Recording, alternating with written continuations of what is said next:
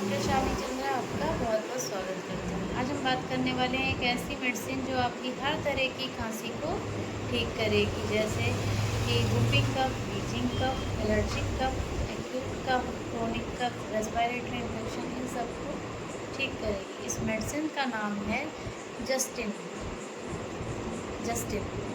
ये Edwin company की है। इसमें बहुत सारी मेडिसिन मिली हुई हैं, जैसे कि जस्टिसिया, एजिरेक्टा, ocimum, antim tart, kali mur, kali sulph, natrum sulph, ferrum phos, magnesium phos, ये सारी मेडिसिन इसमें मिली हुई हैं जो हर तरह की खांसी को ठीक करने के लिए उपयोगी है। आपसे रिक्वेस्ट है कि आप इस मेडिसिन का उपयोग किसी कुशल चिकित्सक की परामर्श से ही करें और मेरे वीडियो को ज़्यादा से ज़्यादा लाइक करिए, शेयर करिए, सब्सक्राइब करिए। धन्यवाद।